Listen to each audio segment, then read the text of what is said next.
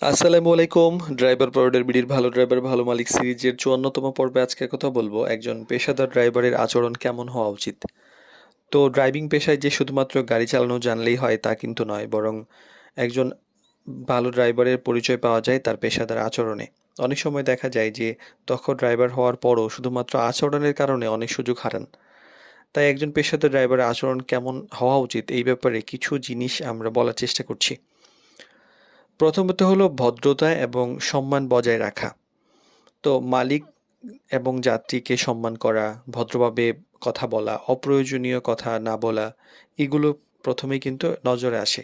সময়ানুবর্তিতার একটা ব্যাপার থাকে যে আপনি ঠিকমতো উপস্থিত হচ্ছেন কিনা, আগে থেকে প্রস্তুত থাকছেন কিনা, দেরি যদি হয়ে যায় সেটা আগে জানাচ্ছেন কিনা, এই ব্যাপারগুলো ঠিকমতো করলে বিশ্বাস বাড়ে। দায়িত্বশীলতার একটা ব্যাপার থাকে। ড্রাইভার যে শুধুমাত্র চালক তা কিন্তু নন। তিনি অনেক বড় দায়িত্বে থাকেন। নিরাপদভাবে ড্রাইভিং করা, গাড়ির যত্ন নেওয়া, গাড়ির নিরাপত্তা নিশ্চিত করা। তারপর ধৈর্য এবং নিয়ন্ত্রণের যে জায়গাটা সেরকম থাকে কি? যে অনেক সময় হয় রাস্তায় ট্রাফিক জ্যাম, অন্য গাড়ির ভুল, হঠাৎ কোনো সমস্যা, এই ব্যাপারগুলোতে শান্ত থেকে ধৈর্য না হারিয়ে এক সমাধান করার যে অভ্যাস সেটা একটা ভালো ড্রাইভারের পরিচয়।